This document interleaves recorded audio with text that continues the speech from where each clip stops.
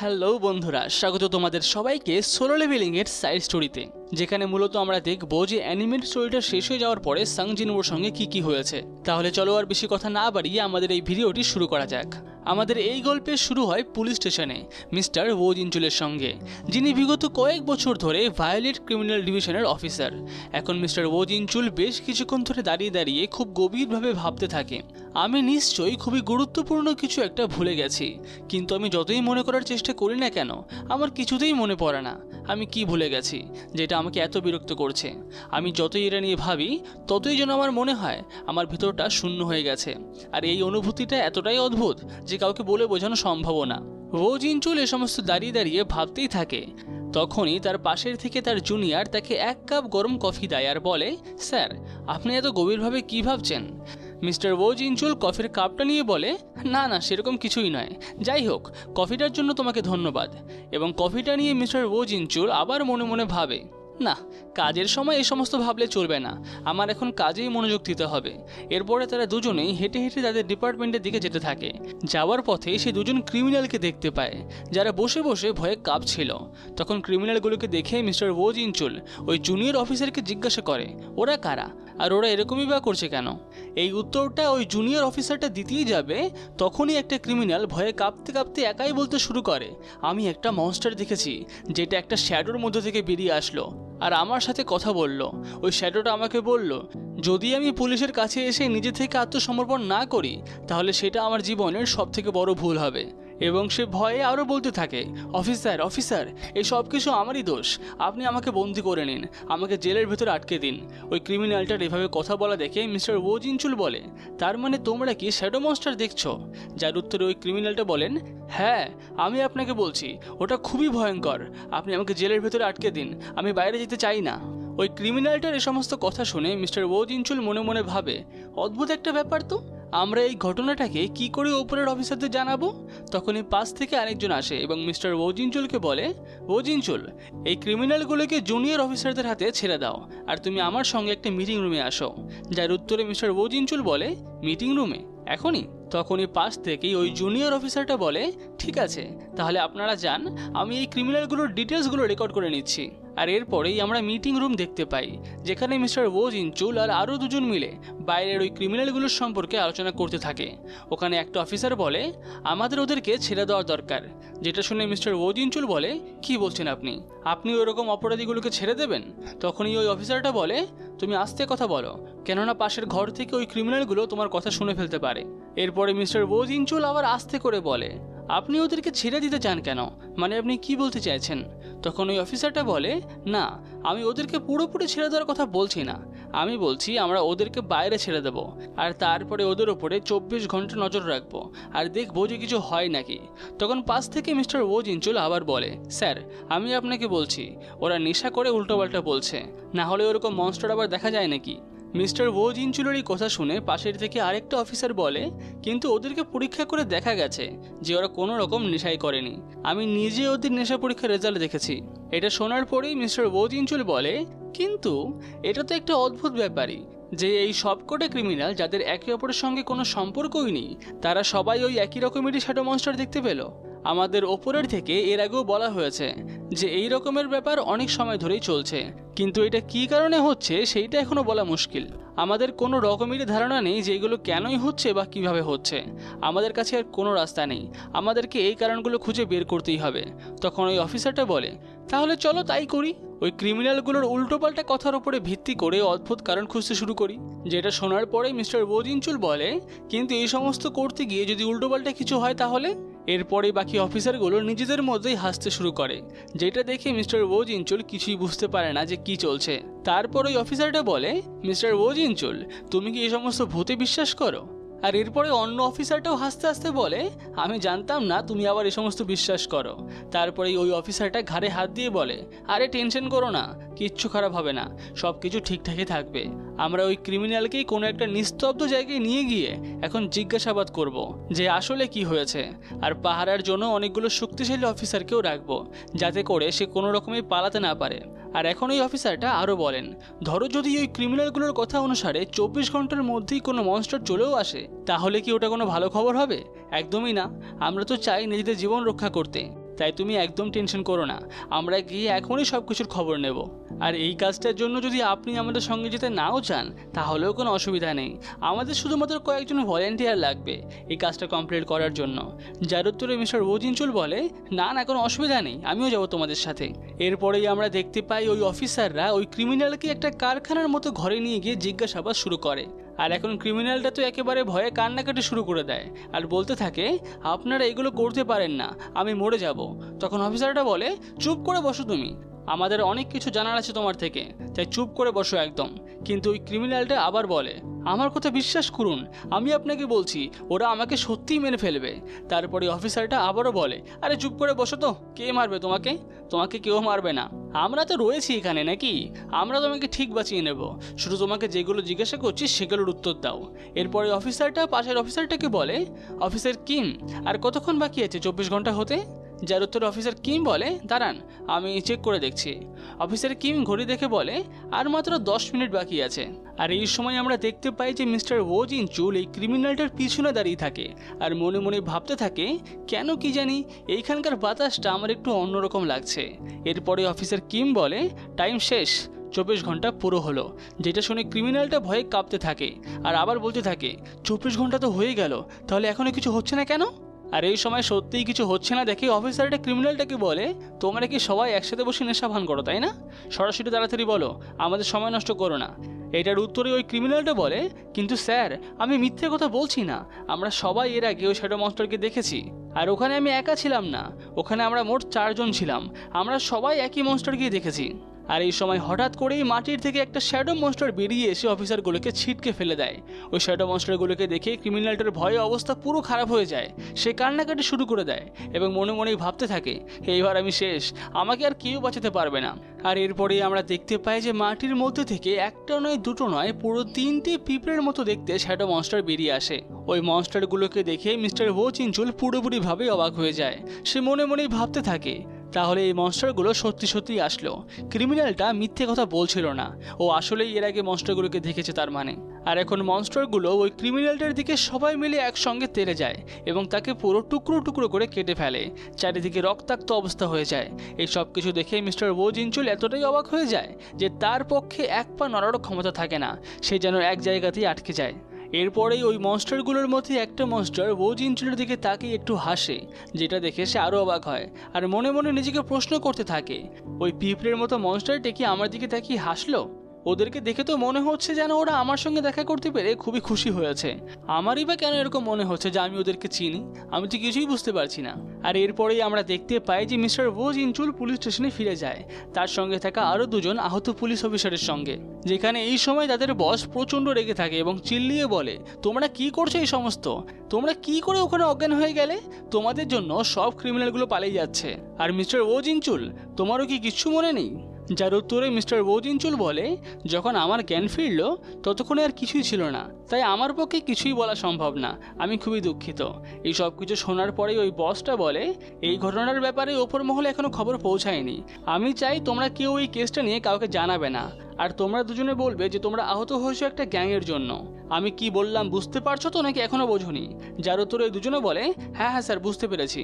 আর এরপরেই আমরা 3 নম্বর ভায়োলেন্ট ক্রাইমসের দফতর দেখতে পাই, যেখানে মিস্টার ও জিনচুল কম্পিউটারে বসে কাজ করছিল আর মনে মনেই ভাবছিল কিছুতে একটা ঘটনা চলছেই। তখনই তার পেছন থেকে একজন আসে আর ও জিনচুলকে বলে, স্যার আপনি কি এখনও ওই লোকটার কেসটি তদন্ত করে যাবেন যে নিজেকে আমাদের কাছে আত্মসমর্পণ করেছিল? যার উত্তরে ও জিনচুল বলে, আমি এই কেসটা আমার কিছু ব্যক্তিগত কারণের জন্য চেক করছি। তারপরে ওই জুনিয়র অফিসারটা বলে, আচ্ছা আচ্ছা স্যার ঠিক আছে, কিন্তু আপনি এটা জানেন যে আমাদের পুলিশ স্টেশন ছাড়াও বাকি অন্য অনেক পুলিশ স্টেশনেও কিন্তু একই ঘটনাই ঘটছে, সব ক্রিমিনালরা আসছে আর নিজেদের অপরাধ স্বীকার করে নিয়েছে। এইসব শুনে মিস্টার ও জিনচুল বলে, হ্যাঁ ব্যাপারটা একটু ভেবে দেখার দরকার। এরপরে ওই জুনিয়রটা বলে, হ্যাঁ স্যার ঠিকই বলেছেন, কিন্তু স্যার আরেকটা ব্যাপার হলো, দেখুন ফেব্রুয়ারি মাসের শেষের দিকে থেকে মার্চ মাসের শুরু পর্যন্ত ক্রিমিনালদের সংখ্যা ক্রমশ কমছে। যেটা শোনার পরেই মিস্টার ও জিনচুল বলে, তার মানে তুমি কি কিছু বুঝতে পারছো? আমাকেও বলো তাহলে। আর এখন ওই ছেলেটা বলে, না সেরকম কিছুই না, আসলে আমার কাকিমার একটা ছোট্ট বইয়ের দোকান আছে। যেটা শুনে ও জিনচুল বলে, হ্যাঁ তো তাতে কি হয়েছে? যার উত্তরে সে আরও বলে, আমি আমার কাকিমাকে বলতে শুনেছি যে বই বিক্রি ফেব্রুয়ারি মাসের শেষের দিকে এবং মার্চের শুরুর দিকে একটু কমে যায়, কারণ এই সময়টাতেই সব বাচ্চারা আবার স্কুলে যেতে শুরু করে। আর এটা বলার পরে ছেলেটা বলে, যাই হোক এই সমস্ত কথা তো আর কোনো কাজে লাগবে না। যার উত্তরে বোজিনচুল বলে, না না তুমি বললে ঠিক আছে, কোনো কাজে লাগতেও পারে, আমি মাথায় রাখবো। আর এর পরবর্তী সিনেই আমরা অনেকগুলো ছেলে মেয়েকে একটা স্কুলে যেতে দেখতে পাই। এখন সেই স্কুলের হেডমাস্টার অন্য একটা টিচার মিস্টার পার্ককে একটা রিপোর্ট কার্ড দেয় আর তাকে বলে আমাদের স্কুলে এই বদমাস ছেলেটা ভর্তি হয়েছে। এরপরে মিস্টার পার্ক রিপোর্ট কার্ডটা হাতে নিয়ে বলে, আচ্ছা এই ছেলেটার রিপোর্ট কার্ড তো বেশ ভালোই আছে, সে তো পড়াশোনায় ভালোই দেখছি, কোনো সমস্যা তো আমার চোখে পড়ছে না। এটা শোনার পরেই হেডমাস্টার বলে, রিপোর্টের শেষের দিকে ভালো করে দেখুন, ওখানে ডিটেলসে লেখা আছে যে ছেলেটাকে আগের স্কুল থেকে কেন বের করে দিয়েছে। এরপরে মিস্টার পার্ক ভালো করে রিপোর্ট কার্ডটা দেখে আর বলে, ও আচ্ছা এই ছেলেটা তো 2 বছর আগে একাই বাড়ি থেকে বেরিয়ে গেছিল যখন সে মিডল স্কুলে পড়তো। এটা শোনার পরই হেডমাস্টার বলে, তোমার কি মনে হয় তুমি এরকমের ছেলেকে সামলাতে পারবে তো?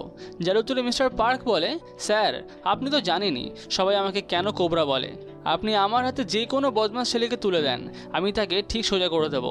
এরপরে আমরা স্কুলের মাঠের দৃশ্য দেখতে পাই, যেখানে সব স্টুডেন্টরা পরপর লাইন দিয়ে দাঁড়িয়ে থাকে আর নিজেদের মধ্যে আস্তে আস্তে কথা বলতে থাকে।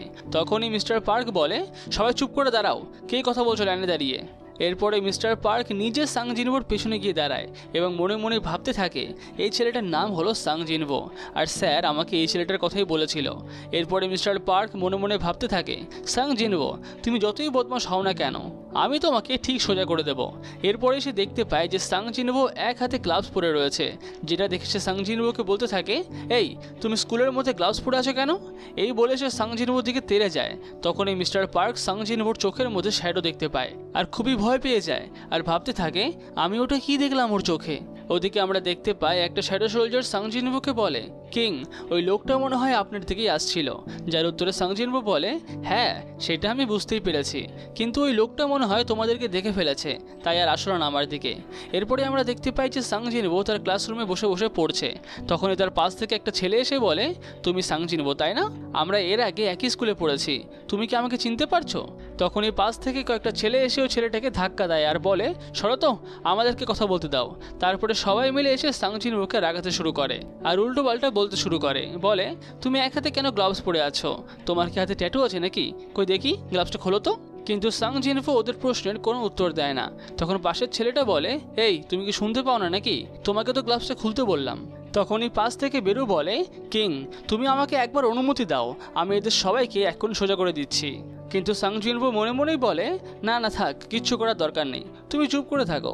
এই বলে সাং জিনভো তার হাতের গ্লাভসটা খুলে দেয় আর মনে মনে ভাবতে থাকে, ড্র্যাগন কিং আন্টেরাসের সাথে লড়াই করে আমার শরীর আহত হয়ে গেছিল, কিন্তু পুরো শরীর ঠিক হয়ে গেল, একমাত্র এই হাতটাই আমি এখনও পর্যন্ত ঠিক করতে পারিনি, এই দাগগুলো এখানে রয়েই গেছে।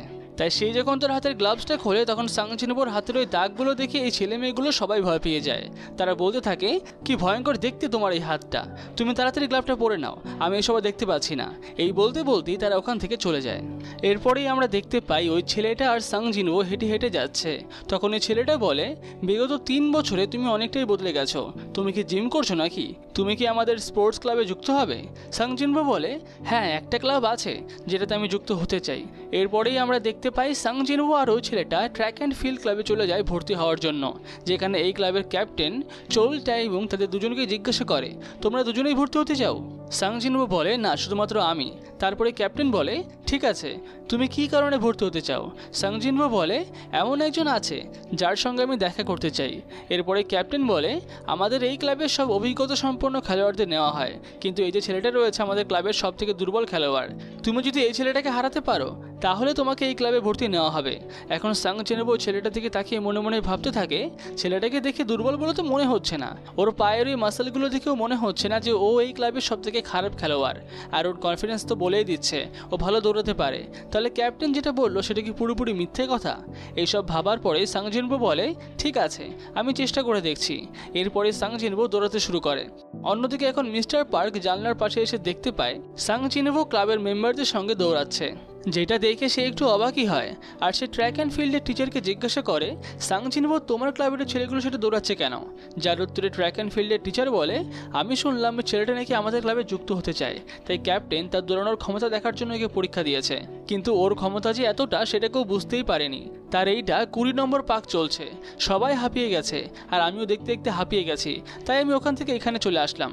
এসব কথা শোনার পরে মিস্টার পার্ক মনে মনেই ভাবে, আমি তো ভাবছিলাম ওই ছেলেটা খুবই বদমাস, আমার এই সমস্ত ভাবা ঠিক না, আমার আগে ওকে জানার দরকার। এসব ভাবতে ভাবতেই মিস্টার পার্ক হঠাৎই তার সামনে একটা শ্যাডো মনস্টারকে দেখতে পায়, যেগুলো সাং জিনবোর থেকে বেরিয়ে এসেছিল। যেটা দেখে সে খুবই ভয় পেয়ে যায়। সে মনে মনে ভাবতে থাকে, এগুলো কি হচ্ছে, আমি এই সমস্ত কি দেখতে পারছি। এই সমস্ত ভাবতে ভাবতে সে মাটিতে পড়ে যায়। আর এদিকে শ্যাডো মনস্টারগুলো নিজেদের মধ্যেই বলতে থাকে, আচ্ছা তাহলে এই মানুষটা আমাদেরকে দেখতে পায়। তো যাই হোক, এর পরের সিনে আমরা দেখতে পাই মিস্টার ও জিনচুল আর আরেকজন জুনিয়র অফিসার বসে খাবার খাচ্ছে, যেখানে জুনিয়র অফিসারটা বলে, স্যার আপনি এখনো ওই কেসটির তদন্ত করছেন, যেই কেসটায় ক্রিমিনালগুলো নিজেরাই পুলিশের কাছে আত্মসমর্পণ করে দিয়েছিল, আর তারপরে হঠাৎ করে সেদিনকে ওই ক্রিমিনালগুলো ওয়্যার হাউস থেকে উধাও হয়ে গেল। আপনি নিশ্চয়ই কিছু দেখেছিলেন তাই না? যার উত্তরে মিস্টার ও জিনচুল বলে, হ্যাঁ সেদিনকে আমি দেখেছিলাম একটা পিঁপড়ের মতো দেখতে মনস্টার। যেটা শুনে ওই অফিসারটা একটু অবাকই হয়। আর মিস্টার ও জিনচুল আর ওই অফিসারটা যখন এসব আলোচনা করছিল, তখনই পাশে দিয়ে ট্র্যাক অ্যান্ড ফিল্ডের ক্লাবের টিচার যেটা থাকে, এবং সে বলে, একটা পিঁপড়ের মতো দেখতে মনস্টার, তোমরা কিসের কথা বলছো? আর তারপরে সে বলে, ও না না, আমাকে ক্ষমা করবেন, আমি একটু বেশি নেশা করে ফেলেছি, আমি বুঝতে পারছি না যে আমি কি বলছি। কিন্তু হঠাৎ করেই এই লোকটার কথা শুনে মিস্টার ও জিনচুল বলে, তুমি দাঁড়াও, তুমি কি ওই মনস্টারের ব্যাপারে কিছু জানো? তাহলে বলো আমাকে। কিন্তু ওই টিচার কোনো উত্তর দেয় না, সে সেখান থেকে চলে যায়। তো যাই হোক, এরপরেই আমরা আবার ট্র্যাক অ্যান্ড ফিল্ড ক্লাব দেখতে পাই, যেখানে ওই ক্লাবের মেম্বাররা ক্যাপ্টেন কেউই সাংজিনবোর সঙ্গে দৌড়ে পারছিল না, তাদের অবস্থা খুবই খারাপ হয়ে যাচ্ছিল। আর এই সমস্ত ঘটনা ট্র্যাক অ্যান্ড ফিল্ডের টিচার দাঁড়িয়ে দাঁড়িয়ে উপর থেকে দেখছিল, যেটা দেখে সাংজিনবো মনে মনে ভাবে, উনি অনেকক্ষণ ধরেই আমার উপরে নজর রেখে চলেছে। আর এখন এটা শুনে শ্যাডো মনস্টার সাংজিনবোকে বলে, কিং এটা কি ভালো হবে না যদি ওই লোকটার সমস্ত স্মৃতি মুছে দেওয়া হয় আর ওর সমস্ত ক্ষমতাগুলোকেও নিয়ে নেওয়া হয়? যার উত্তরে সাংজিনবো বলে, না এখনই নয়, আর একটু অপেক্ষা করা যাক। এরপরে আমরা আবার মিস্টার ও জিনচুলকে দেখতে পাই, যেখানে মিস্টার ও জিনচুল স্কুলের সামনে দাঁড়িয়ে দাঁড়িয়ে মনে মনে ভাবছিল, আমার মনে হয় ওই ক্রিমিনালগুলো যারা নিজেদেরকে এসে আত্মসমর্পণ করেছে, তাদের সাথে মনস্টারগুলোর কোনো রকম একটা কানেকশন আছে। আর এখানকার একটা টিচারও বলছিল যে সে একটা স্টুডেন্টের সঙ্গে শ্যাডো মনস্টার দেখেছে, তার মানে এই সব কিছুর সঙ্গে ওই স্টুডেন্টটা কোনো না কোনোভাবে কানেক্টেড তো আছেই। কিন্তু আমি এখন স্টুডেন্টকে গিয়ে হঠাৎ করে কি করি বা শ্যাডো মনস্টারের ব্যাপারে জিজ্ঞাসা করব, এসব কিছু ভাবতে ভাবতে স্কুলের ভেতরে ঢুকতে শুরু করে এবং অনুভব করতে শুরু করে যে এই স্কুলে অন্যরকম কিছু একটা ব্যাপার আছে, একটা অন্য রকমের পাওয়ার আছে। আর আমরা দেখতে পাই যে সাংজিনবোর সমস্ত শ্যাডো মনস্টারগুলো পুরো স্কুলে ঘুরে বেড়াচ্ছে। এরপরে ও জিনচুল সাংজিনবোর ক্লাসরুমের সামনে চলে আসে, যাকে দেখে সাংজিনবো মনে মনে ভাবতে থাকে, উনি আমার শ্যাডো গার্ডগুলোকে দেখে ফেলেননি তো? যদিও ওনার অতীতের কোনো কথাই মনে নেই, তবুও ওনাকে অত সহজভাবে নিলে হবে না। আর এরপরেই ও জিনচুল ক্লাসরুমে ঢুকে সাংজিনবোকে বাইরে ডেকে নিয়ে আসে আর তাকে একটা ছবি দেখিয়ে বলে, তুমি কি এই ধরনের কোনো শ্যাডো মনস্টারের ব্যাপারে কিছু জানো? সাংজিনবো মনে মনে ভাবতে থাকে, আমি ওই ডাইমেনশনে হারিয়ে যাওয়ার পর প্রায় 10 বছর হয়ে গেল, কিন্তু আমি তোমায় দেখিনি। তোমার সাথে আবার দেখা হয়ে খুবই ভালো লাগছে, কিন্তু দুঃখের বিষয় হচ্ছে আমি তোমাকে আমার খুশিটা দেখাতে পারছি না, তাহলে তুমি আমাকে অদ্ভুত ভাববে। আর এদিকে ও জিনচুল মনে মনে ভাবে, এই ছাত্রটা অন্যদের থেকে আলাদা, আর ওর চোখগুলোও বা এরকম কি করে? এরপরে সাংজিনবো ওই ছবিটা হাতে নেয় এবং বলে, হ্যাঁ আমি চিনি তো এটাকে, এই মনস্টারটাকে তো বাচ্চাদের কার্টুনের টিভিতে দেখায়, এটা সেটাই না? এটা শুনে ও জিনচুল বলে, ঠিক আছে আমি বুঝতে পেরেছি, তোমার টাইম দেওয়ার জন্য তোমাকে অনেক ধন্যবাদ। এবার সাংজিনবো বলে, আপনি যদি কিছু মনে না করেন তাহলে কি আমি এই ছবিটা রাখতে পারি? যার পরে ও জিনচুল ছবিটা তাকে দিয়ে ওখান থেকে চলে যায়, আর সাংজিনবো সত্যিটা না বলে আবার ক্লাসে ফিরে যায়। এরপরে সাংজিনবো যখন নিজের বেঞ্চে বসে পড়াশোনা করছিল, তখন আবার সেই ছেলেগুলো এখানে আসে এবং সাংজিনবোকে বিরক্ত করতে শুরু করে, বলতে থাকে, আমি শুনলাম তোমার নাকি কোনো পুলিশ বন্ধু আছে যে তোমার সাথে স্কুলে দেখা করতে আসে, যদি তোমাকে একটু বিরক্ত করি তাহলে তুমি কি আমার নামে তোমার এই পুলিশ বন্ধুর কাছে কমপ্লেন করবে নাকি? আর এইরকমই আরও অনেক কথাও ছেলেগুলো বলতে থাকে। আর তখনই পেছন থেকে ট্র্যাক অ্যান্ড ফিল্ড ক্লাবের ক্যাপ্টেন গুশিক চলে আসে আর ওই ছেলেগুলোকে চেপে ধরে আর বলে, ওকে কি জিজ্ঞাসা করছো? আমাদেরকে জিজ্ঞাসা করো। সাংজিনবো ক্যাপ্টেন আর গুশিককে জিজ্ঞাসা করে, তোমরা এখানে কি করছো? যার উত্তরে ক্যাপ্টেন বলে, তুমি আর ইয়ংগিল তো স্কুলের শেষে বিকেলে ফাঁকাই আছো তাই না? আমরা ক্লাবে একটা ওয়েলকাম পার্টি রেখেছি নতুন সদস্যদের জন্য, তাই তোমাদেরকে জানানোর জন্যই আমরা এখানে এসেছি। ঠিক আছে, তাহলে এখন আমরা এদেরকে নিয়ে চললাম, বিকেলে দেখা হচ্ছে। এই বলে ওরা দুজন ওই ছেলেগুলোকে টানতে টানতে নিয়ে চলে যায়। এরপরে আমরা দেখতে পাই বিকালে স্কুল শেষে তারা সবাই ক্লাবের দিকে যেতে থাকে। তখনই পাশ থেকে ও জিনচুল সাংজিনবোকে ডেকে বলে, আমি কি তোমার সঙ্গে কিছু কথা বলতে পারি? যার উত্তরে সাংজিনবো বলে, অবশ্যই, কিন্তু আমার কাছে বেশি সময় নেই, তাই তাড়াতাড়ি বলুন কি বলবেন। এরপরে ও জিনচুল বলে, তুমি হান্টার সাংজিনবো তাই না? স্কুলে তোমাকে ওই ছবিটা দিতে গিয়ে তোমার হাতের ছোঁয়ায় আমার নিজের অতীতের কথা মনে পড়ে গেছে। তুমিই সেই সাংজিনবো তাই তো? তুমি কতদিন ছিলে ওই ডাইমেনশনের মধ্যে? এটা বলার পরে সে মনে মনে ভাবে, আমার যতদূর মনে পড়ছে সে 2 বছরের জন্য হারিয়ে গেছিল। আর এরপরেই সাংজিনবো জানায় যে সে অন্য ডাইমেনশনে ছিল 27 বছর, যেটা শুনে ও জিনচুল একটু অবাকই হয়ে যায়। এরপরে ও জিনচুল বলে, তাহলে এখন তুমি তোমার জীবনকে বেশ ভালোই উপভোগ করছো তাই না? সাংজিনবো জানায়, হ্যাঁ, সে ভালোই মজা করছে, কেননা এখন আর তার বয়স বাড়ে না। এটা শোনার পরে ও জিনচুল মনে মনে ভাবে, সাংজিনবো অমর, তার কাছে গডের মতো পাওয়ার আছে, তাই সে এখন একটা সাধারণ জীবনযাপন করাটাই বেছে নিয়েছে। এরপরেই ও জিনচুল বলে, তাহলে এরপর তুমি কিছু ভেবেছো? না হলে এসো, আমার সঙ্গে যুক্ত হয়ে যাও। যার উত্তরে সাংজিনবো বলে, আমি এখনও কিছু ভাবিনি, আমি পরে ভেবে দেখব। যাই হোক, আমি এখন যাই, আমাকে ওদের সঙ্গে যেতে হবে। এই বলে সাংজিনবো ওখান থেকে চলে যায়। এরপরেই আমরা একটা মরুভূমির দৃশ্য দেখতে পাই, যেখানে একজন ভ্রমণকারী মরুভূমিতে বেড়াতে যায় এবং সেখানে আকাশের মধ্যে অনেক ফাটল দেখতে পায়, যেটা দেখে মনে হচ্ছিল ওখানে এক্ষুনি একটা গেট খুলবে। সে তাড়াতাড়ি ইমার্জেন্সি রিপোর্ট সেন্টারে ফোন করে এবং আকাশের মধ্যে ওই ফাটলগুলোর সম্পর্কে জানিয়ে দেয়। আর এরপরেই আমরা দেখতে পাই সাংজিনবোর সঙ্গে একটা ছেলে ক্যাফেতে দেখা করতে আসে এবং সে এসেই সাংজিনবোকে বলে, শ্যাডো মোনার্ক, তোমার সঙ্গে বহুত দিন পরে দেখা হলো। যার পরে সাংজিনবো তাকে বলে, ওই মরুভূমিতে যে গেটটা খুলেছে ওইটা কি তোমাদের? যার উত্তরে ওই ছেলেটা বলে, না না, ওই গেটটা আমরা খুলিনি, আমরা এখান দিয়ে প্রবেশ করছি না। এটা শোনার পরে সাংজিনবো বলে, তাহলে ওরা কারা? তুমি কি ওদের সম্পর্কে কিছু জানো? ওরা কেন পৃথিবীতে আসতে চাইছে? এর উত্তরে ওই ছেলেটা বলে, ওরা অন্য গ্রহের উপজাতি, ওরা পৃথিবীর পাথর খেয়ে বেঁচে থাকে। এই বদমাস উপজাতিকে তাদের নিজস্ব ওয়ার্ল্ডে টাইটান্স বলা হয়। যার উত্তরে সাংজিনবো বলে, তার মানে ওরা আমাদের বন্ধু নয় তাই তো? যার উত্তরে ছেলেটা বলে যে হ্যাঁ, একদমই ঠিক, ওরা আমাদের বন্ধু নয়। যেটা শুনে সাংজিনবো বলে, ঠিক আছে, তাহলে আমি টাইটানগুলোকে একাই দেখে নিচ্ছি। এরপরে আমরা আবার মরুভূমির সিন দেখতে পাই, যেখানে এই সময় সমস্ত বিজ্ঞানীরা এবং আর্মি অফিসাররা মিলে পরীক্ষা করে দেখছিল যে এখানে কি চলছে। তখন পাশ থেকে আরও একটা বিজ্ঞানী বলে, আমি এইখানে 30 বছরেরও বেশি ধরে পরীক্ষা করছি, তবে এই রকমের কিছু আমি আজ পর্যন্ত দেখিনি। যেটার উত্তরে ওই আর্মির অফিসারটা বলে, আপনারা চিন্তা করবেন না, যদি আকাশের ওই ফাটলগুলো দিয়ে কেউ আমাদের উপর আক্রমণ করার চেষ্টা করে তাহলে আমরা সেটা আটকে নেব। তখন আমরা দেখতে পাই সাংজিনবো এখানে চলে এসেছে আর মনে মনে ভাবছে, হ্যাঁ, তারা এখানে চলে এসেছে জায়গাটার উপরে কবজা করার জন্য, আমি তাদেরকে অনুভব করতে পারছি। এরপরে সাংজিনবো তার ড্যাগারগুলো বের করে প্রস্তুত হয়ে যায় লড়াই করার জন্য। আর ওই আকাশের মধ্যে গেটটা এই সময় খুলে যায় এবং তার মধ্যে দিয়ে অনেক পরিমাণে টাইটান বেরিয়ে আসতে শুরু করে। সাংজিনবোকে দেখে টাইটানগুলোর বস বলে, তোমার সত্যিই মনে হয় তুমি আমাদের সবার সঙ্গে একাই লড়াই করতে পারবে? এর জবাবে সাংজিনবো বলে, তোমার কি মনে হয় আমি এখানে একা আছি? এই বলে সাংজিনবো তার সমস্ত শ্যাডো সোলজারদেরকে সেখানে ডাকে। আর আমরা দেখতে পাই যে একের পর এক সব শ্যাডো সোলজারগুলো বেরিয়ে আসছে, তারা সবাই লড়াই করার জন্য প্রস্তুত হয়ে নেয়। তারপরে সাংজিনবো বলে, তাহলে শুরু করা যাক। আর এখন অন্যদিকে আমরা আমেরিকার হোয়াইট হাউস দেখতে পাই, যেখানে প্রেসিডেন্ট বসে বসে ভাবতে থাকে, হঠাৎ করে আকাশের মধ্যে থেকে অত কিছু বেরিয়ে আসলো, আদৌ কি ওইগুলোর সঙ্গে লড়াই করা সম্ভব? আমার কি এই সমস্ত কিছু সাধারণ জনগণকে জানানো দরকার? এই সব কিছু প্রেসিডেন্ট বসে বসে ভাবতে থাকে। এর পরের দৃশ্যেই আমরা দেখতে পাই মিটিং রুমে ওই আর্মি অফিসারটা, যার নাম হ্যারিসন, সে সাংজিনবোকে আর সমস্ত শ্যাডো সোলজারের ভিডিও দেখতে থাকে আর ওই মরুভূমির ঘটনাটা বর্ণনা করতে থাকে। ওই ভিডিওটা দেখে মিটিংয়ের অনেকে জিজ্ঞাসা করে, ওই ছেলেটা কে আর ও ওই যুদ্ধের মধ্যেই বা কী করছে? যেটার উত্তরে ওই আর্মি অফিসার হ্যারিসন বলে, সেটা আমিও জানি না, আমরা এটা জানার চেষ্টা করছি। আর এইদিকে আমরা প্রচণ্ড লড়াই দেখতে পাই, যেখানে সমস্ত শ্যাডো মনস্টারগুলো টাইটানগুলোর সঙ্গে লড়াই করছিল। আর এদিকে সাংজিনবো দাঁড়িয়ে না থেকে তার ড্যাগার নিয়ে ওইখানকার বড় মনস্টারগুলোকে কেটে টুকরো টুকরো করছিল। এরপরে সাংজিনবো তার ড্যাগারগুলিকে শ্যাডো দিয়ে কন্ট্রোল করে আর ওই বসটার দিকে অ্যাটাক করে, কিন্তু এতে বসটার কিছুই হয় না। আর এই সময়ই বেলিয়ন বেরিয়ে এসে ওই বসটার পুরো গলা কেটে দেয়। আর এখন আবার আমরা মিটিং রুম দেখতে পাই, যেখানে প্রেসিডেন্ট বলে, ওই ছেলেটা ওভাবে মনস্টারগুলোকে মারলো, ইন্টেলিজেন্স এজেন্সি কি ওই ছেলেটার পরিচয় খুঁজে পেয়েছে? যার উত্তরে আমেরিকান সেন্ট্রাল ইন্টেলিজেন্স এজেন্সি এর ডাইরেক্টর ডেভিড রেনন বলেন, সত্যি কথা বলতে গেলে এরকম অবাস্তব পদ্ধতিতে কারোর পরিচয় বের করা একেবারে অসম্ভব ব্যাপার, যদিও এই কাজে আমাদেরকে একমাত্র একজনের সাহায্য করতে পারেন, যিনি হলেন ম্যাডাম নর্মা সেলনার।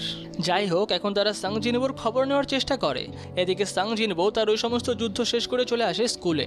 আর এখন আমরা দেখতে পাই ট্র্যাক অ্যান্ড ফিল্ড ক্লাবের কম্পিটিশন, যেখানে সাংজিনবো কিমচুল নামের একটা ছেলেকে দেখে একটু অবাক হয়। সে মনে মনে ভাবতে থাকে, এটা তো আমার শ্যাডো সোলজার ছিল, আয়রন, তার এখন আর আগের কথা মনে নেই, সে এখন স্বাভাবিক মানুষরূপেই রয়েছে। তো যাই হোক, এরপরে অন্য ক্লাবের একটা ক্যাপ্টেন এই ট্র্যাক অ্যান্ড ফিল্ডের ক্যাপ্টেনকে বলে, শুনলাম নাকি তোমাদের টপ রানার আহত, তো তার বদলে তোমরা একটা জুনিয়রকে নিয়েছো, তো তোমার জুনিয়র কম্পিটিশন করতে পারবে তো? যার উত্তরে ক্যাপ্টেন সাং জিনভোর ঘাড়ে হাত দিয়ে বলে, কম্পিটিশনটা শুরু হতে দাও না, তারপরে দেখা যাবে কে হারে আর কে জেতে। যার উত্তরে ওই ক্যাপ্টেনটা বলে, ঠিক আছে, তাহলে দেখাই যাবে যে কে হারে কে জেতে। আমাদের কাছেও একটা নতুন মেম্বার আছে। ওখানে ওই ক্যাপ্টেনটা তার পাশে দাঁড়িয়ে থাকা কিম চুলের কথা বলে। আর এদিকে কিম চুল এখন সাং জিনভোর দিকে তাকিয়ে একা একাই ঘামতে থাকে আর মনে মনেই ভাবতে থাকে, এই ছেলেটা তো আমার বয়সী, তাহলে আমার কেন মনে হচ্ছে আমি ওর কাছে হেরে যাব? আমার কেন মনে হচ্ছে আমি ওর কাছে মাথা নত করে দিই? এসব ভাবতে ভাবতেই হঠাৎই কিম চুল চিৎকার করে ওঠে আর বলতে থাকে, আমি তোমাকে ভয় পাচ্ছি না, আমি একদম ঠিক আছি। এই বলেই কিম চুল সাং জিনভোর সামনে চলে যায় এবং বলে, তুমি আমাকে কম্পিটিশনে হারাবে?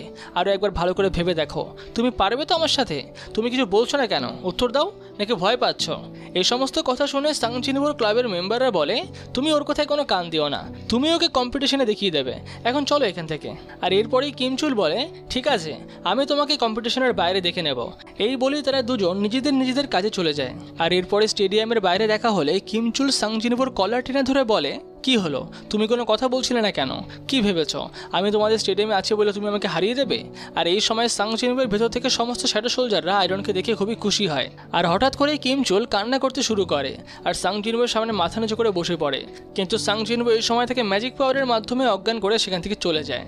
আর কিছুক্ষণ পরেই যখন কিম চুলের জ্ঞান ফিরে আসে, সে আশেপাশে দেখে কিন্তু কিছুই বুঝতে পারে না। এরপরে আমরা আবার স্টেডিয়াম দেখতে পাই, যেখানে এই সময় সমস্ত প্রতিযোগীদেরকে এক জায়গাতে আসার কথা বলা হচ্ছে। আর এখন অন্যদিকে আমরা ডেভিড রেননকে দেখতে পাই, যে এখন নর্মা সেনারের বাড়িতে গিয়ে উপস্থিত হয়। এরপরে নর্মা কাপে চা ঢালতে ঢালতে বলে, ডেভিড, আমি তোমার প্রশ্নগুলোর উত্তর দিয়ে দিচ্ছি। তোমার প্রথম প্রশ্নের উত্তর হলো হ্যাঁ, আর দ্বিতীয় প্রশ্নের উত্তর হলো না। যেটা শুনে ডেভিড একটু অবাকই হয়। যার পরে নর্মা বলে, আমি কি আমার উত্তরগুলো আলো খুলে বলবো? তুমি যে ছেলেটার পরিচয় জানার জন্য আমার কাছে এসেছো, আমি সেই ছেলেটার পরিচয় জানি, কিন্তু আমি তোমাকে সেটা বলবো না। এটা শুনে ডেভিড একটু অবাক হয় আর বলে, ম্যাডাম, আপনি তো জানেনই ওই ছেলেটা কি করেছে। ওই ছেলেটা আমাদের দেশের ক্ষতি করতে পারে, আপনাকে ওই ছেলেটার ব্যাপারে আমাদেরকে বলতেই হবে। যার পরে নর্মা জিজ্ঞাসা করে, তুমি আদৌ কি সেদিনকে ভিডিওটা দেখেছো?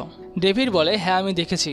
সেদিন ওই ছেলেটা একাই ওই মনস্টারগুলোর সামনে দাঁড়িয়েছিল, ওই মনস্টারগুলোকে মারছিল, যদিও দিনের শেষে সেই মানব জাতিকে বাঁচিয়েছে। এরপরে নর্মা বলে, তুমি কি বিশ্বাস করবে আমার কথা যদি আমি তোমাকে বলি যে এরকম যুদ্ধ বহুবার হয়েছে, মানুষ বিলুপ্তের হাত থেকে বহুবার বেঁচেছে? নর্মা থেকে এসব কথা শোনার পরে ডেভিড মনে মনে ভাবতে থাকে, এরকম হতেও পারে যে নর্মা ঠিকই বলছে। আর যাওয়ার সময় ডেভিড নর্মাকে বলে, তাহলে তুমি গ্যারান্টি দিচ্ছ তাই তো যে এই ছেলেটা ক্ষতিকারক নয়?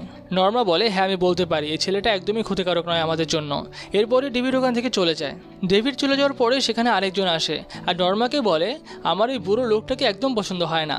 এবার নর্মা ওই লোকটাকে বলে, এরপরে যদি তুমি কোনো সমস্যায় ফেসে যাও তাহলে তোমাকে প্রফেশনাল ফাইটিংয়ের থেকে বাদ দিয়ে দেবে না থমাস? আর এখনই আমরা জানতে পারি যে এইটাই হলো সেই ফেমাস থমাস আন্দ্রে, যে ছিল একটা এস র্যাঙ্কের হান্টার। আর এই জীবনে যেখানে কোনো হান্টার নেই, সে এখন একটা প্রফেশনাল ফাইটার। কিছুদিন আগে তার একটা গাড়ির দুর্ঘটনা হয়ে যাচ্ছিল, তখন নর্মা থেকে বাঁচায়। থমাস নর্মাকে জিজ্ঞাসা করে, তুমি আমাকে ওই দুর্ঘটনা থেকে কেন বাঁচালে? এর উত্তরে নর্মা বলে, আমি তোমাকে বাঁচিয়েছি কারণ অতীতে তুমি অনেক ভালো কাজ করেছো। এটা শোনার পরেই থমাস বলে, অতীতে আমি ভালো কাজ করেছি? কই, আমার তো মনে পড়ছে না। আমি তো হলাম Thomas Andre, the devil of the UFC.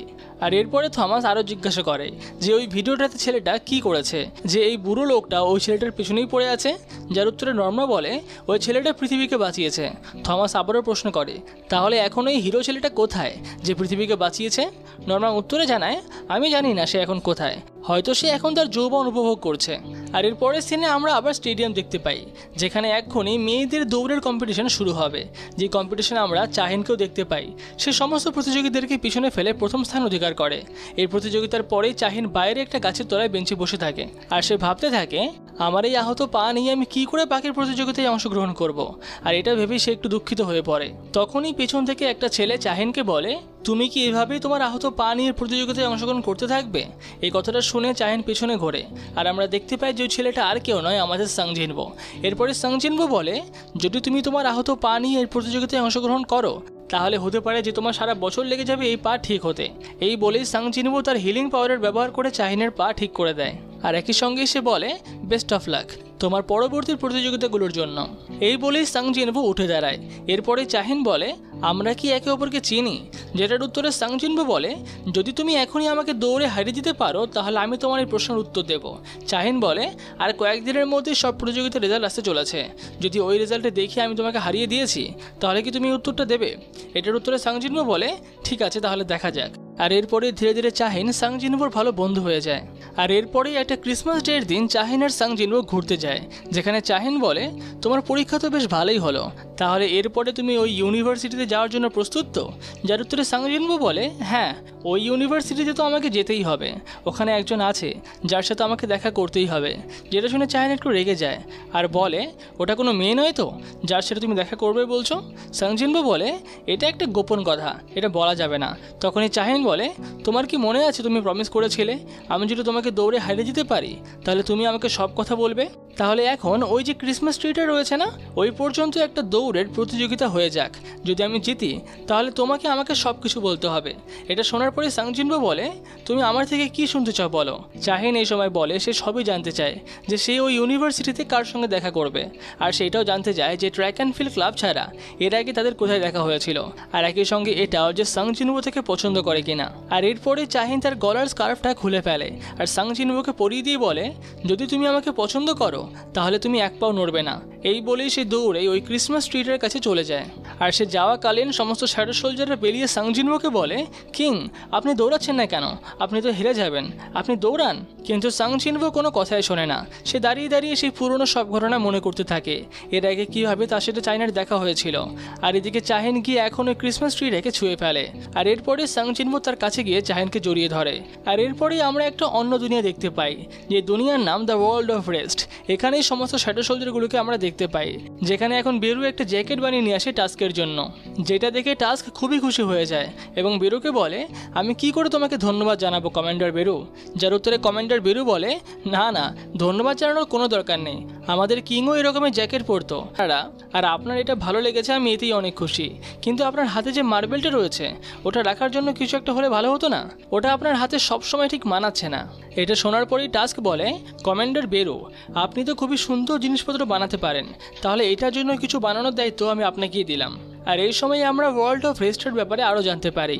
এই ওয়ার্ল্ড অফ রেস্ট জায়গাটা অনেকটাই বড়, এখানে 10 মিলিয়নেরও বেশি শ্যাডো সোলজাররা থাকে যারা একে অপরকে সবসময় সাহায্য করে। আর এখানেই আমরা এই ওয়ার্ল্ড অফ রেস্টের একটা ম্যাপ দেখতে পাই, যেখানে এই পুরো জায়গাটাকে আলাদা আলাদা ভাগে ভাগ করা রয়েছে, যেরকম হলো Demon castle, and wife, commerce reason, আরও অনেক কিছু। আর এখান থেকে আমরা জানতে পারি যে শ্যাডো সোলজাররা শ্যাডো মোনার্কের সঙ্গে সংযুক্ত থাকে, যারা আগে শুধু ধ্বংস করতে জানতো, এখন তারা মানুষের মতো জীবনযাপন করে এই ওয়ার্ল্ডে। এদের সবার নিজেদের চিন্তাভাবনা আছে, আর সবারই আলাদা আলাদা ব্যক্তিত্ব আছে। এক কথায় বলা চলে এরা প্রায় মানুষ হয়ে গেছে এখানে। এরপরেই আমরা দেখতে পাই যে ওই গোল মার্বেলটা রাখার জন্য একটা স্টিক দিয়ে একটা সুন্দর জিনিস বানানো হয়েছে, যেটা দেখে তো টাস্ক খুবই খুশি হয়। আর এরপরেই ওখানে ইগরিস চলে আসে আর টাস্ককে বলে, সময় চলে এসেছে, আমাদের কিংয়ের স্পেশাল মোমেন্টটা চলে এসেছে। আর এরপরে তারা দেখতে পায় যে সাং জিনবো চাহিনের সঙ্গে দেখা করে, যেটা দেখে তারা সবাই খুবই খুশি হয়ে যায়। আর এখন ইগরিস তার আগেকার কিছু কথা বলতে শুরু করে, আর এখানেই আমরা ইগরিসের আগেকার কিংয়ের সম্পর্কে জানতে পারি, সেখান থেকে সে কীভাবে সাং জিনবোকে চিনল, আর সাং জিনবো এখন তার কিং হলো, কীভাবে তারপর থেকে সে এখনও পর্যন্ত সাং জিনবোর সাথেই রয়েছে, সব কিছুই আমরা জানতে পারি। আর এর পরবর্তী সিনে আমরা দেখতে পাই ফ্রেশার্স পার্টি, যেখানে আমরা জিনোকে দেখতে পাই, যেখানে সে তার বন্ধুদের সঙ্গে বসে কথা বলছিল। তখনই সে পার্টিতে সাং জিনবো আসে আর জিনোর সাথেই বসে। জিনোকে বলে, আমার নাম সাং জিনবো, তুমি আমাকে সাংবো বলেই ডাকতে পারো। যার উত্তরে জিনো বলে, ঠিক আছে আমি তোমাকে সাংবো বলেই ডাকবো। এটা বলে সে মনে মনে ভাবতে থাকে, আমার কেন জানি না মনে হচ্ছে আমি একে আগে থেকেই চিনি, আর এই নামটা ধরে আমি ওকে আগেও ডেকেছি। আর এরপরেই আমরা দেখতে পাই যে সাং জিনবো কোথাও একটা যাচ্ছে, যখন থেকে জিনো কল করে বলে, তুমি আজকে ডিপার্টমেন্টে এলে না কেন? যার উত্তরে সাং জিনবো বলে সে ট্রেনিংয়ের জন্য হসপিটালে এসেছে। যেটা শুনে জিনো বলে, কিন্তু আমাদের পড়াশোনার সঙ্গে তো হসপিটালের কোনো সম্পর্ক নেই, কি বলছো তুমি? যার উত্তরে সাং জিনবো বলে, আমি পরে গিয়ে সব বুঝিয়ে বলবো, এখন রাখো। এই বলে সে ফোনটা কেটে দেয়। তখনই তার পাশ থেকে একটা মেয়ে যেতে থাকে, আর এই সময় সে সাং জিনবোকে ডেকে বলে, আমরা এর আগেও কোথাও দেখা করেছি তাই না? তোমরা কি চিনতে পারছো? এটা হলো প্রথম এপিসোডের সেই হিলার মেয়েটা যার নাম জুহি। আর এখন জুহির উত্তরে সাং জিনবো বলে, না আমাদের তো এর আগে কোথাও দেখা হয়নি। যেটা শুনে জুহি একটু লজ্জা পেয়ে যায় যে সে একটা অচেনা মানুষকে এরকম বলে ফেললো। আর তারপরে তারা দুজনেই দুজনের পথে চলে যায়। এরপরেই আমরা হসপিটালের ভেতরের একটা সিন দেখতে পাই যেখানে চেয়ারম্যান ভর্তি রয়েছে। আর এখানে আমরা সাং জিনবোর কাছে একটা বোতল দেখতে পাই। তোমাদের মনে আছে এটা কিসের বোতল? তাহলে কমেন্টে জানাও। আর এখন ওখানকার ডাক্তারটা শিশিটা দেখে বলে, এটা কি চেয়ারম্যানের? যার উত্তরে চেয়ারম্যান বলে, জানি না, একটা ইয়ং ছেলে আসলো আর আমাকে এটা দিয়ে চলে গেল।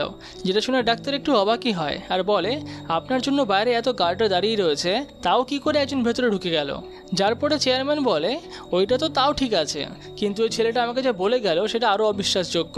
সে আমাকে বলল আমি নাকি তার সাথে মনস্টারদের সঙ্গে লড়াই করেছি, তাই এখন সে আমাকে এটা উপহার হিসেবে দিয়ে গেল আর বলল যদি আমি এই শিশির ভেতরের পানি ওটা খেয়ে নিই তাহলে আমি একদমই ঠিক হয়ে যাব। এই বলে সে উধাও হয়ে গেল। যেটা শুনে ডাক্তার তাকে ওইটা খেতে মানা করে দেয়, কিন্তু তার কথা না শুনে চেয়ারম্যান ওটা খেয়েই নেয়। আর তারপরে সে বলে, আমার এখানে একটু রেস্টের দরকার, আমি এখন শুয়ে পড়ি। এখন অন্যদিকে আমরা আন্টারেসকে দেখতে পাই, যেখানে সে বলছিল, আমার নাম আন্টারেস আর আমি প্রথম অন্ধকারের থেকে জন্মগ্রহণ করি, আর আমি হলাম সবার প্রথম শক্তিশালী মোনার্ক। আমি হলাম সব ড্র্যাগনদের রাজা, তাই আমাকে সবাই ড্র্যাগন কিং বলে। আর এই সময় ড্র্যাগন কিং তার পূর্বের ঘটনা বলে। সে বলতে থাকে, একদিন আমি নিজেকে খুঁজে পাই একটা ছেলের শরীরের ভেতরে, যে ছেলেটা ছিল একটা ই র্যাঙ্কের হান্টার যার নাম সাং জিনবো। তার কাছে অতটা ক্ষমতা না থাকলেও সে ডানজেনে রেড করতে যেত টাকার জন্য। এরপরে আমাদেরকে সেই একদম প্রথমে সিনগুলো দেখানো হয় যেখানে সাং জিনবো রেডে গেছিল এবং সেখানে গিয়ে সেই পাথরের মূর্তিগুলোর সঙ্গে দেখা হয়। কী করে এই সাং জিনবো সেগুলোর সঙ্গে লড়াই করে এই সব কিছু আমাদেরকে দেখানো হয়। এরপরে হঠাৎই সাং জিনবোর ঘুম ভেঙে যায়। এইটুকু ঘটনা থেকে আমি কিছুই বুঝতে পারলাম না যে সাং জিনবো কী স্বপ্ন দেখছিল, ড্র্যাগন কিং আবার তার মধ্যে আসলো কবে থেকে। তো যাই হোক, এরপরেই আমরা বর্তমানের একটা ঘটনা দেখতে পাই যেখানে সাং জিনবো এখন একটা ডিটেকটিভ। সে তার অফিসে বসে বসে কাজ করতে থাকে। তখনই পিছন থেকে একটা মেয়ে এসে চেঁচাতে থাকে আর বলতে থাকে, এটা কোনো আত্মহত্যা হতেই পারে না, আপনারা ভালো করে ইনভেস্টিগেশন করুন। মেয়েটাকে চেঁচাতে দেখে সাং জিনবো ওখানে আসে আর বলে, দেখি আমাকে দেখতে দাও কি হয়েছে। এরপরে সাং জিনবো সব কাগজগুলো নিয়ে পড়ে জানতে পারে যে একজন মেয়ে যাকে হাত কাটা অবস্থায় বাথরুমে পড়ে থাকতে দেখা যায় এবং যেই চাকুটা দিয়ে হাতটা কাটা হয়েছিল সেই চাকুটা তার পাশেই খুঁজে পাওয়া যায়। আর তারপরে ইনভেস্টিগেশন করে দেখা যায় যে ওই চাকুটাতে মেয়েটার হাতের ছাপ ছাড়া অন্য কারোর হাতের ছাপই নেই, তাই এটাকে একটা আত্মহত্যা বলেই মনে করা হচ্ছে। এরপরে সাং জিনবো বলে, ঠিক আছে, আমি তাও এটা নিজে খতিয়ে দেখব। আর এরপরেই সাং জিনবো ওই মেয়েটার বাড়িতে চলে যায় আর ওখানে গিয়ে ওই মৃত মেয়েটার শ্যাডো বের করে, তাকে জিজ্ঞাসা করে, তুমি কেন আত্মহত্যা করেছো? মেয়েটা জানায় তার আত্মহত্যার পেছনের মূল কারণটা হলো তার সৎ বাবার করা নির্যাতন। তাকে ছোটবেলা থেকে এই সমস্ত সহ্য করে আসতে হচ্ছে। আর এরপরে মেয়েটার কাছ থেকে সব কিছু জানার পরে সাং জিনবো চলে যায় সেই মেয়েটার সৎ বাবার কাছে। দেখো, আমি সব কিছুই জানি যে তুমি তোমার মেয়ের সঙ্গে কি করেছো। এখন যদি তুমি তোমার অপরাধ স্বীকার করে নাও তাহলেই তোমার পক্ষে ভালো হবে, আর না হলে এর বদলে তোমাকে জীবন দিতে হবে। এসব শোনার পরে ওই লোকটা বলে, কি বলছো কি তুমি? আমি কিচ্ছু করিনি। এই বলে সে ওখান থেকে পালিয়ে যেতে থাকে। কিন্তু সেই সময় সাং জিনবোর সমস্ত শ্যাডো সোলজাররা মিলে তাকে মেরে রক্তাক্ত করে ফেলে। আর ওই লোকটা মারা যাওয়ার পরেই ওই মেয়েটা, যার কিছুক্ষণ আগে সাং জিনবো শ্যাডো বের করেছে, সে বলে ধন্যবাদ তোমাকে। যার পরে সাং জিনবো বলে, ঠিক আছে, এর জন্য ধন্যবাদ বলতে হবে না, আমি কি তোমার জন্য আর কিছু করতে পারি? তখন ওই শ্যাডো মেয়েটা বলে, তাহলে তুমি যদি ওই গিফটটা আমার বান্ধবীটাকে দিয়ে দাও তাহলে আমার খুবই ভালো লাগবে। এরপরে সাং জিনবো একটা গিফট বক্স নিয়ে সেই মেয়েটার কাছে চলে যায় যেই মেয়েটা পুলিশ স্টেশনে এসেছিল কমপ্লেন করতে।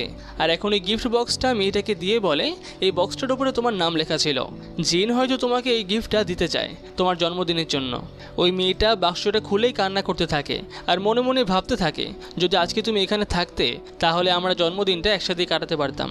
আর এরপরেই আমরা দেখতে পাই একটা রেস্টুরেন্টে জিনো বলছে, আজকে তো আমি জিনাকে প্রপোজ করবই। যেটা শুনে সাং জিনবো একটু অবাকই হয়। জিনো আরও বলে, দেখো তো এই আংটিটা কি ওর পছন্দ হবে? আমি ওর জন্য অনেক কিছু রেডি করেছি, আজকে সব বলবো ওকে। এ সমস্ত শুনে সাং জিনবো বলে, তোমাকে বেশি কিছু করার দরকার নেই, তুমি এমনিতেই অনেক ভালো একটা মানুষ, তুমি যেরকম সেরকমই থাকো তাহলেই হবে। যেটা শুনে জিনো একটু ইমোশনাল হয়ে পড়ে আর সাং জিনবোকে জড়িয়ে ধরে। এরপরে আমরা ছোট্ট করে সাং জিনবোর পরিবারকে দেখতে পাই, যেখানে আমরা সাং জিনবোর বউ চাহিন তার ছোট বাচ্চাটাকে দেখতে পাই। যেখানে সাং জিনবো বাড়ি আসার সাথে সাথেই তার ছোট্ট বেবিটা যার নাম সুহো সে কোলে উঠে পড়ে। আর এখন চাহিন সাং জিনবোকে জিজ্ঞাসা করে, তোমার আজকে ফিরতে এত দেরি হলো কেন? যার উত্তরে সাং জিনবো বলে, জিনো আমায় খুব দরকারি কথা বলার জন্য ডেকেছিল, তাই একটু দেরি হয়ে গেল। এটা শুনে চাহিন বলে, তাহলে জিনো শেষমেশ এবার বলেই দেবে। সাং জিনবো বলে, দেখা যাক শেষ পর্যন্ত কি করে। আর এরপরে আমরা আবার পুলিশ স্টেশনে ফিরে যাই, যেখানে ও জিনচুল, যিনি এখন একজন চিফ, তিনি সাং জিনবোকে বলেন, আমি শুনলাম নাকি যে তুমি অন্য অফিসারদের কেসগুলো তো নিজেই ইনভেস্টিগেশন করছো। তুমি খুব ভালোই ইনভেস্টিগেশন করতে পারো সাং জিনবো, কিন্তু ওদের কাজের মধ্যে তুমি ঢুকে যেও না, ওদেরকে ওদের কাজ করতে দাও। যার পরে সাং জিনবো বলে, চিফ আমি এখন আর হান্টার সাং নই। যার উত্তরে ও জিনচুল বলে, সেটা আমি জানি, কিন্তু ওই নামে ডাকতে তোমাকে বেশি ভালো লাগে। তো যাই হোক, আমি যেই কারণে তোমাকে ডেকেছি সেটা হলো চেয়ারম্যান গো আবার হসপিটালে ভর্তি, তার অবস্থা এখন খুবই খারাপ। এরপরেই আমরা দেখতে পাই সাং জিনভো আবারও চেয়ারম্যান গো এর পাশে চলে এসেছে। সাং জিনভোকে দেখে চেয়ারম্যান গো বলেন, ইয়ং ম্যান, তুমি আবার চলে এসেছো, আমি তোমারই অপেক্ষা করছিলাম। সাং জিনভো আবারও তার হাতে সেই শিশিটা নিয়ে বলে, আপনি চাইলে আমি আপনার সব অসুখ ঠিক করে দিতে পারি। যেটার উত্তরে চেয়ারম্যান বলে, না, এর আগের বার তুমি আমাকে এরকম একটা শিশি দিয়ে বাঁচিয়ে দিয়েছিলে, তারপরেও আমি 10 বছর বেঁচে আছি, আমার আর বাঁচার ইচ্ছা নেই। আমার শুধু এখন একটাই ইচ্ছে, সেটা হলো এর আগের বার তুমি যখন এসেছিলে আর আমাকে শিশিটা দিয়েছিলে, তখন তুমি বলেছিলে ওটা একটা গিফট, কারণ আমি তোমার দলের হয়ে যুদ্ধ করেছিলাম। তাই তুমি কি আমাকে ওইটা খুলে বলতে পারবে কিসের যুদ্ধ, আর আমি কি তখনও এরকমই দেখতেছিলাম? আমি সব জানতে চাই। এটা শোনার পরেই সাং জিনভো চেয়ারম্যান গোয়ের হাত ধরে এবং তখনই চেয়ারম্যান গোয়ের সব কথা মনে পড়তে থাকে। কি করে সাং জিনভোর সাথে পরিচয় করলো, কি করে সে সব লড়াইগুলো করলো, আর এর আগে কি করে সাং জিনভো থেকে বাঁচিয়েছিল, এই সব কিছু তার মনে পড়তে থাকে। আর এই সমস্ত কথাগুলো মনে করতে করতে চেয়ারম্যান এখনই মারা যায়। এরপরে আমরা দেখতে পাই যে চাহিন সাং জিনভোকে কল করে। সে জিজ্ঞাসা করে, তুমি কোথায় আছো? আমাদের সুহো তো হাওয়াতে উড়ছে। সাং জিনভো বলে, উড়ছে মানে? চাহিন জানায়, সুহো হাওয়ার মধ্যেই উড়ছে ঘরের ভেতরে আর সব কিছু ভেঙে ফেলছে, তুমি তাড়াতাড়ি বাড়িতে এসো। সাং জিনভো বলে, ঠিক আছে, তুমি চিন্তা করো না, আমি তাড়াতাড়ি বাড়ি ফিরে আসছি। এরপরেই আমরা আবার ফিরে যাই সেই শ্যাডো সোলজারদের দুনিয়াতে, যেখানে বেরু বলে, আমাদের প্ল্যানে একটু পরিবর্তন করতে হবে। ওই যে বড় মূর্তিটা আমরা বানিয়েছি সেটা একটু পরিবর্তন করতে হবে।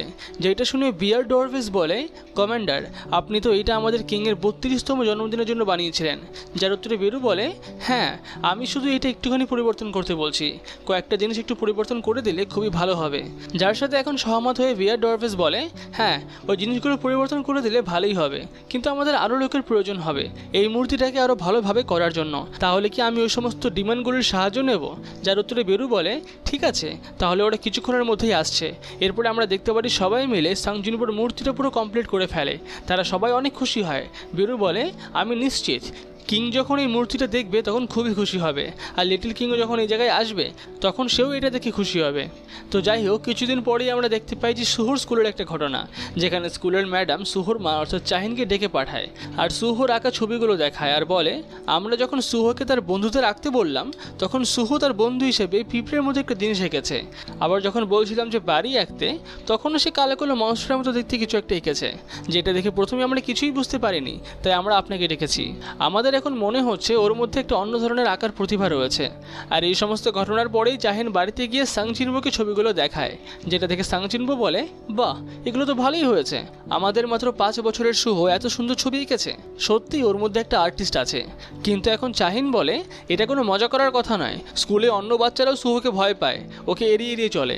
এটা শোনার পরেই সাং জিনভো মনে মনে ভাবে, কারণ বাচ্চাদের অনুভব করার ক্ষমতা বড়দের থেকে অনেক বেশি হয়, সে কারণে সব বাচ্চারা সুহোর থেকে দূরেই থাকে, কারণ তারা মোনার্কের পাওয়ার অনুভব করতে পারে, যেই পাওয়ারগুলো সুহো আমার থেকে পেয়েছে।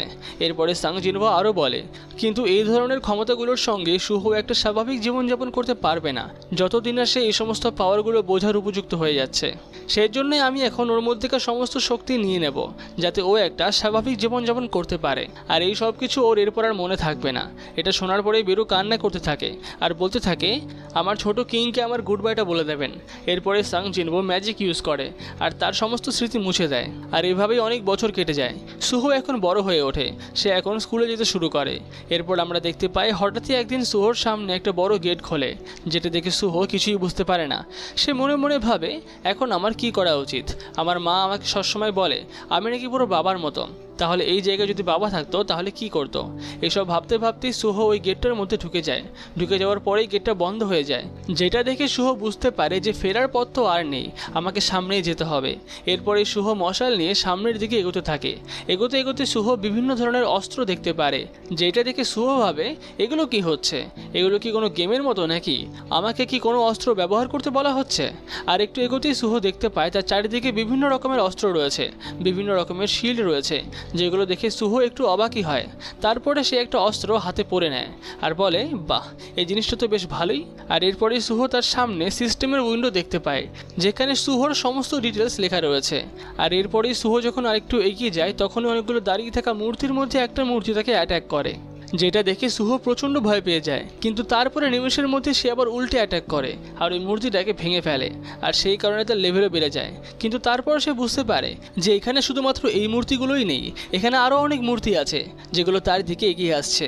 কিন্তু সুহো তাদেরকেও নিমেষের মধ্যেই মেরে ফেলে ওই অস্ত্রটা দিয়ে, আর একই সঙ্গে তার অনেক লেভেলও বেড়ে যায়, আর এখন তার লেভেল হয়ে দাঁড়ায় 19। আর সুহো বুঝতে পারে যে এই মনস্টারগুলোকে মারলে তার লেভেল বাড়ছে আর তার সাথে সাথে তার শক্তিও বাড়ছে। এটা তো একটা গেমের মতনই ব্যাপার চলছে, কিন্তু আমি এটা করতে পারছি কি করে? তাহলে কি এই অস্ত্রটার এতই ক্ষমতা? তার মানে আমি অস্ত্র দিয়ে যত শক্তিশালী মনস্টার মারবো আমি ততই শক্তিশালী হয়ে যাব? তাহলে আমাকে এখন বেশি শক্তিশালী মনস্টারদেরকে মারতে হবে। এই বলেই সে সামনের দিকে এগোতে থাকে, আর তার সঙ্গে দেখা হয়ে যায় ওখানকার রাজার। আর মনে মনেই ভাবতে থাকে একে দেখে অনেকটাই শক্তিশালী বলে মনে হচ্ছে, তাহলে আমি যদি একে মারতে পারি তাহলে আমি অনেক শক্তিশালী হয়ে যাব। এটা বলেই সুহো ওই বড় মনস্টারটার দিকে তাকায় আর তাকে অ্যাটাক করে, কিন্তু সুহো কিছু করতে পারার আগেই ওই বড় মনস্টারটা তাকে অ্যাটাক করে আর তাকে মেরে ফেলে। সুহো এই সময় আবারও জেগে ওঠে সেই জায়গায় যেখানে সে শুরু করেছিল। সে জেগে উঠেই বিশ্বাস করতে পারে না যে সে এখনও বেঁচে রয়েছে। এরপরে সে লক্ষ্য করে সে যখন এই জায়গাটায় এসেছিল তখন 3টে মশাল জ্বলছিল, আর এখন তার মধ্যে একটা মশাল নিভে গেছে। এটা বেশ একটা অবাক ঘটনা, আমাকে এবার সাবধানে কাজ করতে হবে। এরপর সে ভাবে ওই মনস্টারটা আমার থেকে অনেকটাই শক্তিশালী, আমাকে যদি ওকে মারতে হয় তাহলে আমাকে লেভেল বাড়াতেই হবে। আর এই কবচ পড়া মনস্টারগুলো মরে যাওয়ার পরও বারবার জীবিত হচ্ছে, তাহলে কি আমি এদেরকে মেরে নিজের লেভেলটাকে বাড়িয়ে নিই, তারপরে যাবো ওই কিংটাকে মারতে। এরপরেই সুহো অনেক লড়াই করে এবং অনেক লেভেল আপ করে এবং বিভিন্ন ধরনের অস্ত্র ব্যবহার করে। আর এভাবেই যখন তার লেভেল 70 হয়ে যায় তখন সে আবার যায় ওই কিংটার সঙ্গে লড়াই করতে। আর এরপরেই সুহো আর ইগ্রিসের মধ্যে প্রচণ্ড লড়াই হয়। ইগ্রিস সুহুকে তরোয়াল দিয়ে আক্রমণ করে, কিন্তু সুহু কোনো তরোয়াল ছাড়াই তার হাত দিয়ে মেরে ইগ্রিসের অবস্থা খারাপ করে দেয়। আর অবশেষে ইগ্রিসকে হারিয়ে সুহু জিতে যায় আর আনন্দ করতে থাকে। তখনই তার পিছনে আরও একটা গেট খোলে, যেটা দেখে সুহু বলে তাহলে এটাই কি বেরোনোর রাস্তা? এই বলেই সে গেটটার মধ্যে ঢুকে যায়, আর ওপাশে গিয়েই সে ডিমন্স ক্যাসেল দেখতে পায়। আর সেখানে গিয়ে সে পরপর সমস্ত ফ্লোরের বিস্টদেরকে মারতে থাকে। 10 নম্বর, 20 নম্বর, এমনকি 50 নম্বর ফ্লোরেও সে নিমেষের মধ্যেই পৌঁছে যায়। আর তারপরে সে 100 নম্বর ফ্লোরেও চলে যায়, যেখানে গিয়ে সুহো দেখতে পায় ওই ডিমন্স ক্যাসেলের মেয়েটাকে। ওই মেয়েটাকে সুহো এখন মেরেই ফেলছিল, তখন এই মেয়েটা বলে আমি তোমার শত্রু নই, আমি হলাম এসেল, আমি তোমাকে এখানে আহ্বান করতে এসেছি। বন্ধুরা দেখছো তো, সাং জিনবোর থেকেও সাং জিনবোর ছেলে কিন্তু অনেক শক্তিশালী হয়ে উঠেছে। সে নিমেষের মধ্যে 100টা ফ্লোর কমপ্লিট করে ফেললো। আর এখন এটা কমপ্লিট করার পরেই সুহোর পাশে আরও একটা গেট খোলে, আর সুহো এখন এসিলদেরকে বিদায় জানিয়ে ওই গেটের মধ্যে ঢুকে যায়। ওখানে গিয়ে সে দেখে যে ওর ভেতরে অনেক পিঁপড়ের মতো মনস্টার রয়েছে। ওই মনস্টারগুলোকে সুহো অ্যাটাক করলে সুহো নিমেষের মধ্যে সব পিঁপড়েগুলোকে মেরে ফেলে, আর তার লেভেল হয়ে যায় এখন 94। এরপরেই সুহো পাশের বড় গেটটা দিয়ে ভিতরে চলে যায় এবং ওখানে গিয়ে সে দেখতে পায় ভিতরে একটা বড় পিঁপড়ের মতো মনস্টার দাঁড়িয়ে রয়েছে। তারপরেই ওই পিঁপড়েটা আর সুহোর মধ্যে লড়াই হয়, আর খুব স্বাভাবিকভাবেই সুহো ওই পিঁপড়েটাকে হারিয়ে দেয় এবং নিজের লেভেল বাড়িয়ে নেয়। তারপরে ওখানে আরও একটা গেট খুলে যায়, কিন্তু আমি এখনো বুঝতে পারছি না যে এত গেট কি করে খুলছে। হয়তো সাং জিনহো এই পুরো সিস্টেমটা কন্ট্রোল করছে। তো যাই হোক, এরপরে সুহো ওই গেটের মধ্যে দিয়েও ঢুকে যায়, আর সেইখানে অনেক বড় বড় হাই অর্কের সঙ্গে লড়াই করতে থাকে। আর তাদের সবাইকে হারিয়ে দিলে সেইখানে এ সময় টাস্কও আসে, আর তার সঙ্গে লড়াই হয় সুহোর। কিন্তু সেইখানে আরও মনস্টার আসতে থাকে। সেইখানে এই সময় অনেক শ্যাডো ড্র্যাগনও আসে, যারা একসঙ্গে সুহোর ওপরে অ্যাটাক করে। তাদের অ্যাটাকের পাওয়ার দেখে সুহো একেবারে চমকেই যায়। আর এরপরও সেখানে আরও অনেক রকমের মনস্টার আসে, তাদের সবাইকে সুহো মারে এবং তাদেরকে এমনভাবে মারতে থাকে যেন তারা সুহোর সামনে কিছুই না। সে এরপর তার স্পেশাল পাওয়ার ব্যবহার করে এবং সবাইকে একসাথে মারতে শুরু করে এবং নিমেষের মধ্যেই তাদেরকে উধাও করে দেয়। এবং এই লড়াইটা শেষ হতে না হতেই ওখানে বেলিয়ন চলে আসে, আর তাকে দেখে সুহো রেডি হয়ে যায় লড়াই করার জন্য। এখন বেলিয়ন তার তরোয়াল বের করতে করতে বলে, ছোট কিং আপনি খুব তাড়াতাড়ি বড় হয়ে গেলেন। এটা শুনে সুহো বলে, তোমরা সবাই আমাকে ছোট কিং কেন বলছো, এটার মানেটা কি? এই বলতে বলতেই বেলিয়ন সুহোর ওপরে অ্যাটাক করে দেয়, আর এখানে শুরু হয়ে যায় একটা দমদার লড়াই। সুহো কিছুক্ষণ লড়াই করার পরেই বলে, তোমার সঙ্গে এইভাবে লড়াই করলে হয়তো সারাদিন লেগে যাবে, আমাকে অন্য কোনো রাস্তা খুঁজতে হবে তোমাকে হারানোর জন্য। তুমি এই জায়গার রাজা নও, তাই না? আর চোপড়ের দিকে তাকিয়ে বলে, ওই যে আকাশে যিনি রয়েছেন উনি এখানকার রাজা, আমি বুঝতে পারছি। এটা বলার সাথে সাথেই আমরা দেখতে পারি ওই ড্র্যাগনটার পিঠের থেকে সাং জিনহো লাফ দিয়ে নিচে নেমে আসে এবং সুহোর ওপরে অ্যাটাক করে দেয়, যেটা কিন্তু একটা খুবই অস্বাভাবিক ব্যাপার। আমরা এখনও বুঝতে বুঝতে পারি না যে এখানে কি চলছে। আমরা দেখতে পাই সাং জিনবো তার ড্যাগার দিয়ে অ্যাটাক করে এবং সেখানে বিশাল একটা যুদ্ধ শুরু হয়ে যায়। আর এখানেই আমরা দেখতে পাই যে সাং জিনবো তার ছুরি দিয়ে সুহোর হাতের অস্ত্রটা পুরো টুকরো টুকরো করে দেয়। তারপরে তার মাথায় হাত রেখে বলে, তুমি অনেক লড়াই করেছো, এবার থামো, তোমার এই পুরো গেমটা কীরকম লাগলো? যেটা শুনে সুহো একেবারেই অবাক হয়ে যায় আর মনে মনেই ভাবতে থাকে, তাহলে কি সব কিছু একটা গেম ছিল? আর এটা আমাকে বলছেই বা কে? এই গলার স্বরটাও তো আমার চেনা চেনাই লাগছে, ঠিক আমার বাবার মতো। এরপরেই সে সাং জিনবোকে বলে, বাবা এটা কি তুমি? আর তখনই সাং জিনবো তাকে ধাক্কা দিয়ে তার পেছনের গেটটার ভেতরে ঢুকিয়ে দেয় এবং বলে, এখনও তোমার সামনে অনেক রাস্তা পড়ে রয়েছে। আর এরপরে আমরা দেখতে পাই সুহোর হঠাৎই ঘুম ভেঙে যায় আর সে নিজেকে এখন ক্লাসরুমের মধ্যেই খুঁজে পায় এবং ভাবতে থাকে, তাহলে কি আমি এই সব কিছুই স্বপ্ন দেখলাম?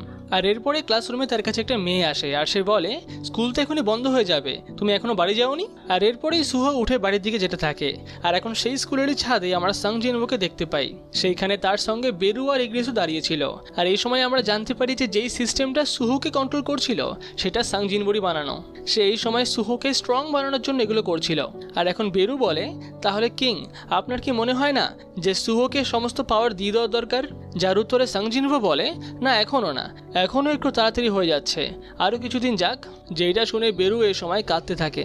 এখন আমরা অন্যদিকে দেখতে পাই যে একটা পাহাড়ের মধ্যে অনেক বড় আগুন লেগে যায় আর সেখানে দমকল আসে আগুন নেভাতে আর তারা আগুনটা নিভিয়েও ফেলে। আর সেখানে এখন আমরা দেখতে পাই ব্যাকিওনোকে, সেও এখন ওই ডিপার্টমেন্টেই কাজ করে। আর এরই পরে আমরা আবার জিনোর অফিস দেখতে পাই। তাকে এখন অন্য একটা ছেলে বলছিল, স্যার আমরা যে নতুন ভিডিও গেমটা লঞ্চ করবো সেটার কোনো নাম ভাবলেন? যার কথার জিনো কোনো উত্তর দেয় না। আর জিনো অফিসের ভেতরে গিয়ে প্রথমেই বলে, আমার ওয়াইফ প্রেগনেন্ট, যেটা শুনে সবাই তাকে কনগ্রাচুলেশন জানায়। আর এই সময় সে তার গেমের নামও ঠিক করে, বিউটিফুল ওয়ার্ল্ড। তার এই নামটা শুনে সবাই বলে, এটা একদম ভালো নাম না, নামটাকে এক্ষুনি চেঞ্জ করুন। তাই সে এখন ভাবতে থাকে যে কি নাম দেওয়া যায় আর কাকেই বা জিজ্ঞাসা করা যায় নতুন নামের জন্য। আর এই সময় আমরা জানতে পারি যে চোই জংইন, যে ছিল আগে একটা এস র্যাঙ্কের হান্টার, সে এখন একটা বড় ইনভেস্টার। সেও নাকি ইউজিন কনস্ট্রাকশনে ইনভেস্ট করেই আছে। আর এইভাবে সবারই এখনকার লাইফ জানার পরেই আমাদের সোলো লেভেলিং এর সাইড স্টোরি এখানে শেষ হয়। পুরো ভিডিওটি ভালো লেগে থাকলে ভিডিওটিকে অবশ্যই লাইক করবে আর এই রকমেরই আরও অনেক মজাদার অ্যানিমে দেখার জন্য চ্যানেলটিকে অবশ্যই সাবস্ক্রাইব করে রাখবে। তাহলে দেখা হচ্ছে অন্য কোনো ভিডিওতে।